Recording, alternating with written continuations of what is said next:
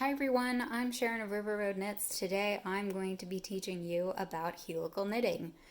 So, what is helical knitting? The short answer is that it is a seamless, jogless way to alternate skeins when working in the round. Now, if you don't know what all of that meant, we'll bring you up to speed. Let's step back and talk about alternating skeins. So, people talk about alternating skeins most often when they're talking about working with indie dyed yarn or hand dyed yarn for a multi skein project, like, say, a sweater.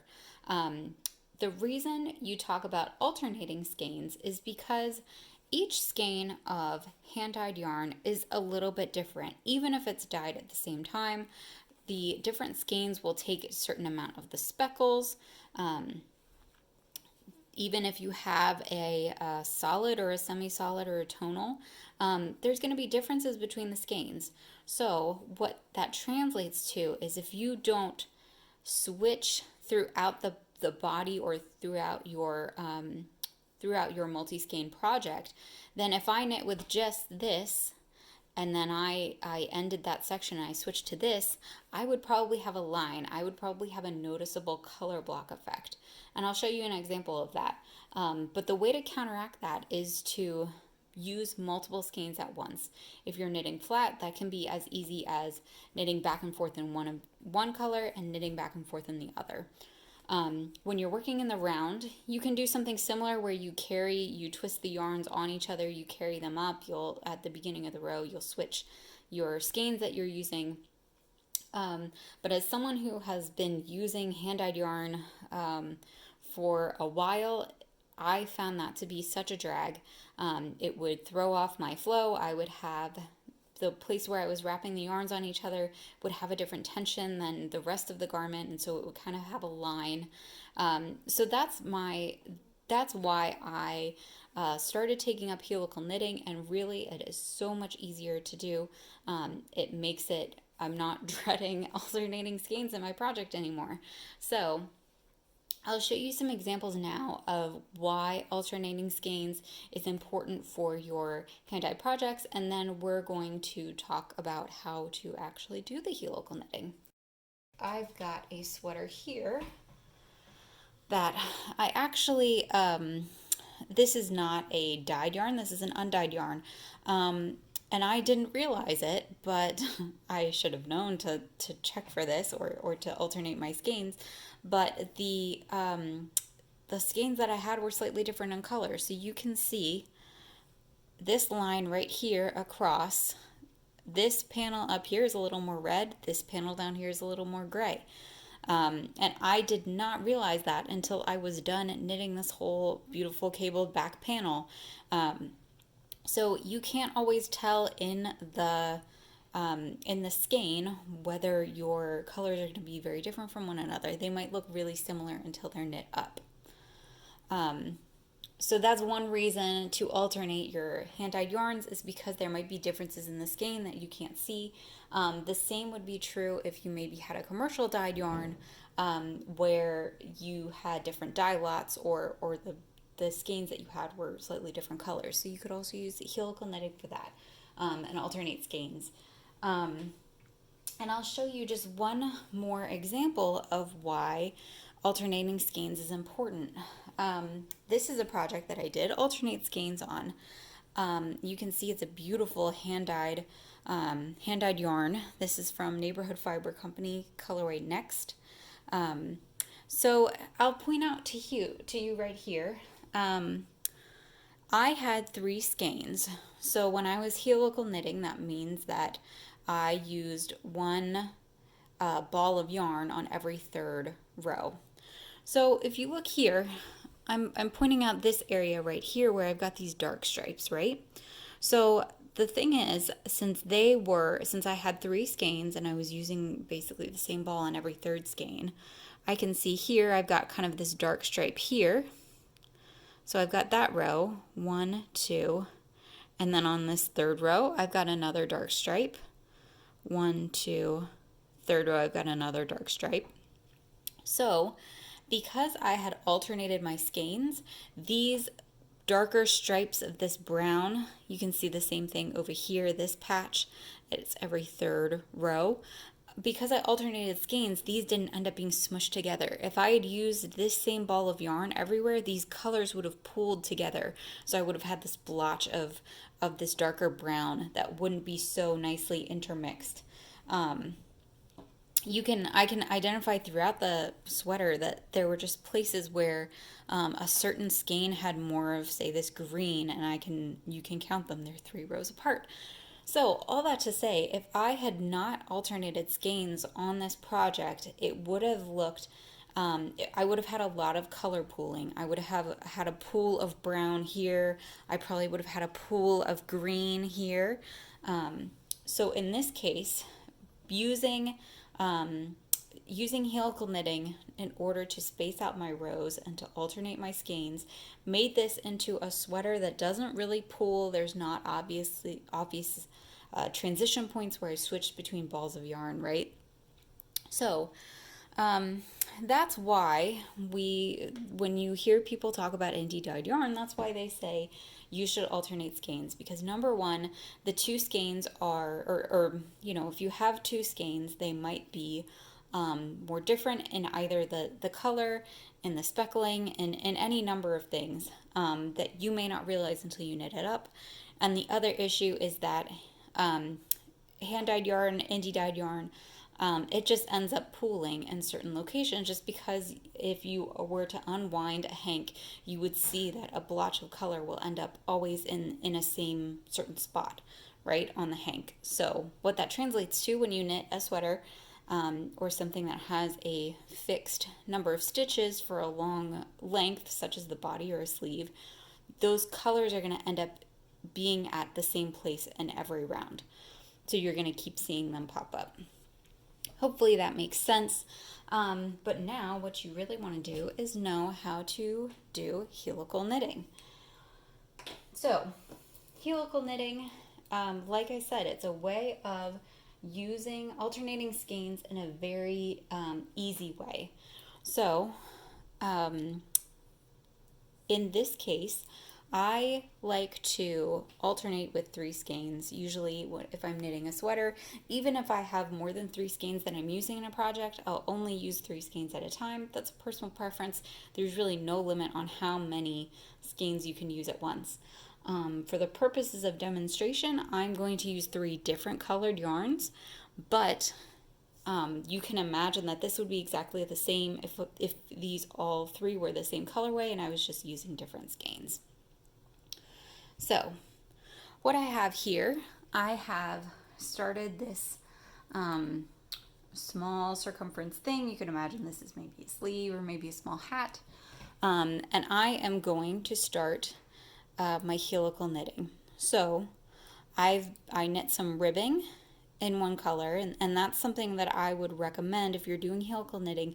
Don't try to do helical knitting in any sort of patterned area. So if you've got ribbing, if you've got lace, if you've got color work, just stick with one ball of yarn, or just alternate the way that you would normally, where you're twisting the yarns, you're carrying them up each row. It's just going to make it easier, because you'll see why it's difficult to maintain a pattern like that when helical knitting. So I have knit around. I'm kind of at my beginning of row here, or beginning of round. So now I'm going to join a new color of yarn. So when I'm starting with a new color or a new skein, all I'm going to do is, for the first one, it's very easy. I'm just going to pick a place to stop with this one, and I'm going to start knitting with my new color.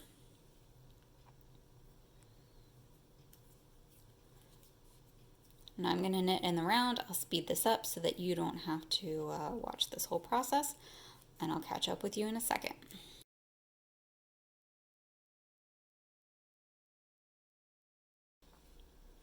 Okay, so what I've done, I've knit almost the whole way around my round. I've got looks like 7 stitches here before where I started with my new color.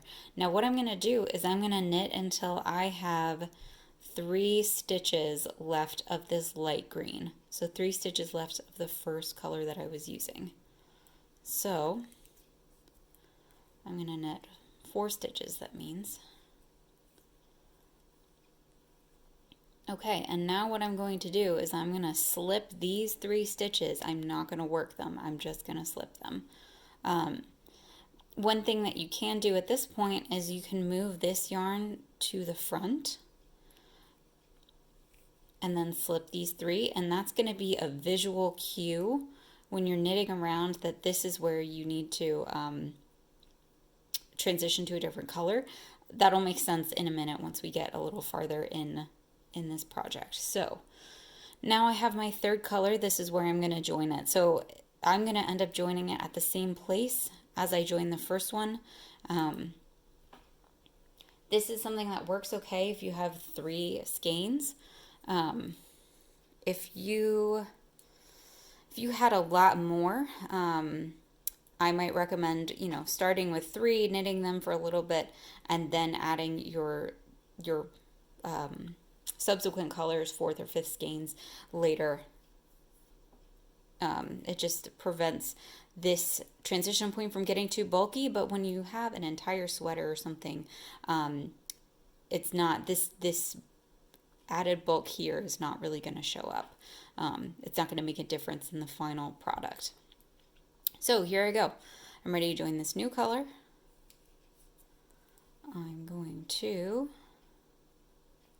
knit around in this pink. I'll speed it up and I'll catch up with you in a second.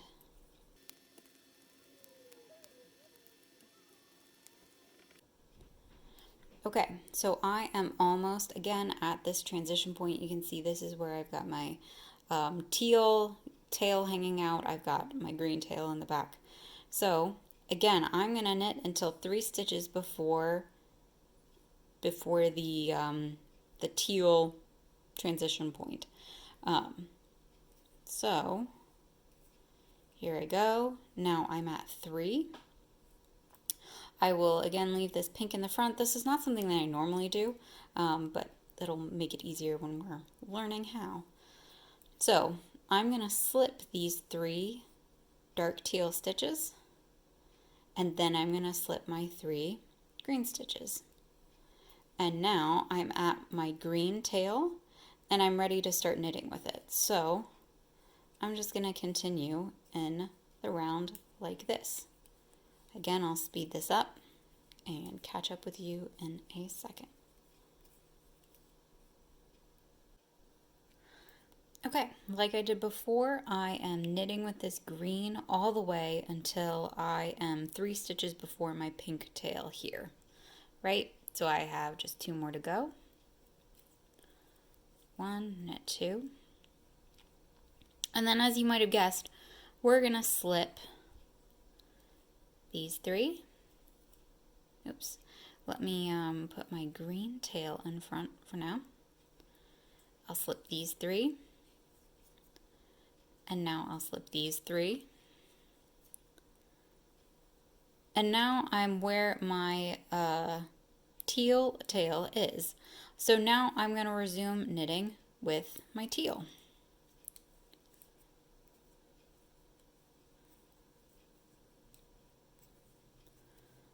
So as you can imagine, this is going to be the pattern that you'll follow all throughout your sweater, your hat, whatever you're working on, is you'll knit until 3 stitches before the first tail, and then you'll slip 3, however many you need. If you're using multiple skeins, you'll slip more than just the 2 sets. And then you'll keep going until you get to your leftmost tail. And then you'll knit around with that until you get to 3 stitches before your first tail. So that's kind of the formula. So regardless of how many skeins you end up using, that's the formula that you'll follow. So as you can see, because I'm using 3 different colors, I'm getting this one row stripe the whole way through. So there's no reason why you couldn't use this to make a striped hat like this, right? Or a striped whatever if you had 3 different colors.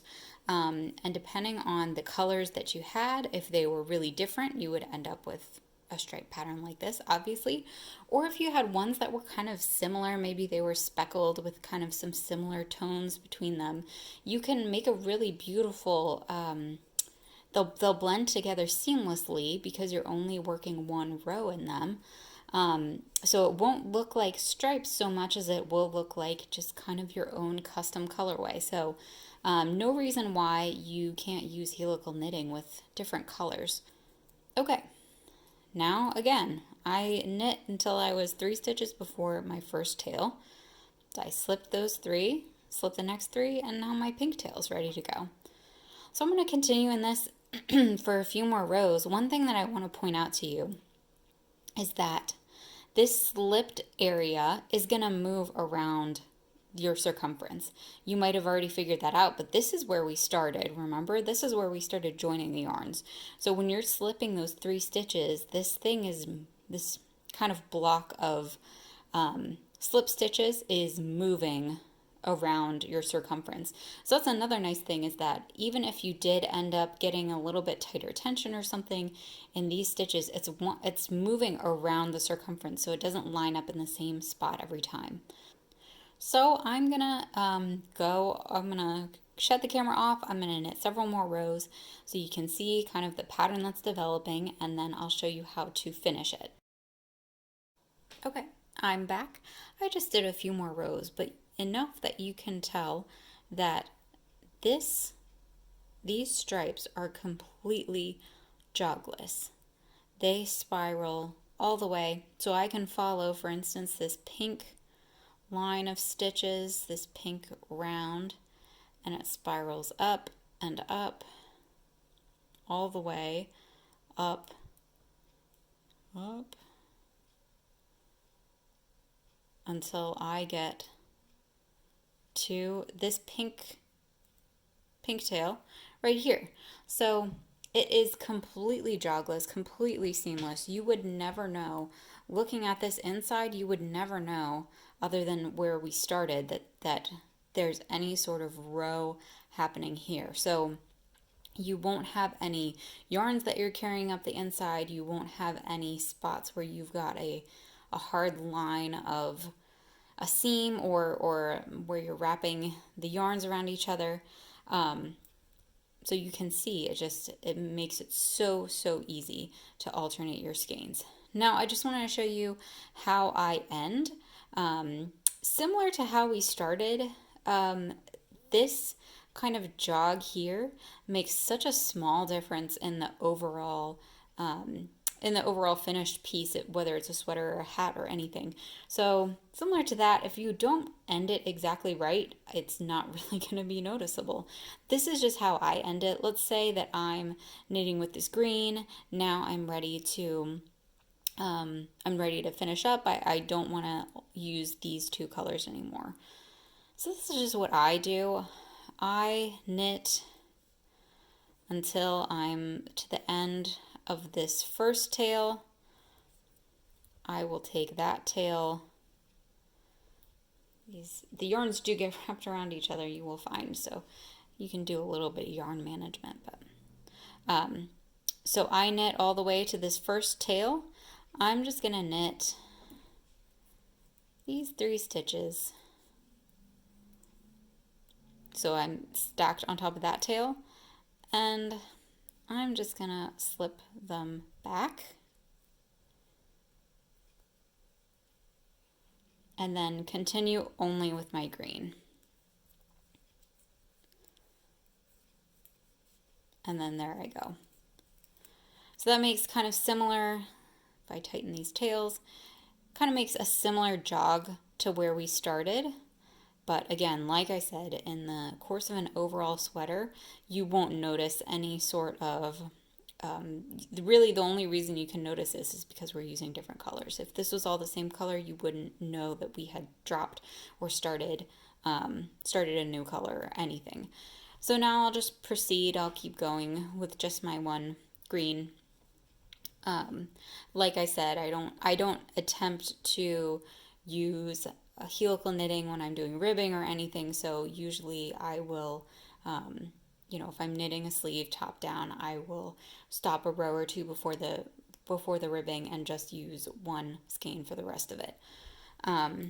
One thing that I will tell you, if you are working sleeves that have typical sleeve decreases, maybe they're centered around a stitch, or centered around a center marker, you will almost certainly come to a point where some of your slipped portion is where you should be doing one of your decreases. And what I do there is that, say for instance, let me go back just enough that I can show you.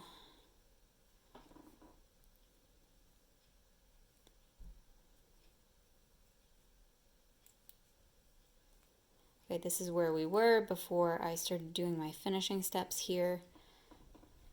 I've got my green, and then I've got my 3 pink and my 3 teal. Let's say that I had,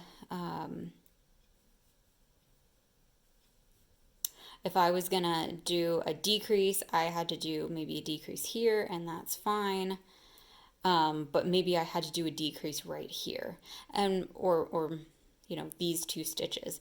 What I would do is I would slip like normal, and then whenever I had the row, it should be when I'm using this pink, I will just do that decrease then. So what I can actually do is read my knitting, but what I can do is I can count my rows since the last decrease. So they will line up correctly down here. If I have to decrease every 4 rows, I'll count up, 1, 2, 3, 4, and then I'll make sure I do the decrease on that row. Again, in the course of an overall sweater, if you end up forgetting, or if you end up just wanting to delay doing the matching decrease on the other side, then you can always be off by a row, and it's not going to change what the final garment looks like. So hopefully that's not information overload. I think it's going to become intuitive once you're working on it. It just takes practice, and but I think it's well worth the effort of learning how to do helical knitting. And I'm just going to do one more demonstration. I'm going to show you on just a sketch how this is actually working, why you get these seamless spirals. It was something that helped me understand the mechanics of what was going on. So stick around, I'll show you that real quick, and then you can be off to do your knitting. Let me take a second and just show you what's actually happening when we do helical knitting, so that you understand why we're able to get these seamless stripes. So here I've got, let me just demonstrate in this drawing with these colors. So let's say I started with my first color, and what I'm doing is I'm knitting around, and I'm stopping short of where I started, right? We saw that pattern that we were slipping 3 stitches, so we weren't really completing a round. So then I would resume with another, let's start with another color. And I would knit, again, I would stop short of a full round. And I would stop farther back than I started with my first color. Okay, and then let's just demonstrate with the third color. Again, knitting around, stopping short. Now, since you can imagine we slip, slip, slip, slip, slip, slip, and now we're back at that green. So what that green does is it comes up and it finishes that round. So this jog here, that looks more dramatic than obviously we saw when we were knitting, but this is basically what's happening is you're coming up, you're finishing your spiral, you're ending here, coming up. So this is maybe I hope this is helpful. This was helpful to me when I was drawing it out. But you can see what you end up doing, like let's follow this green.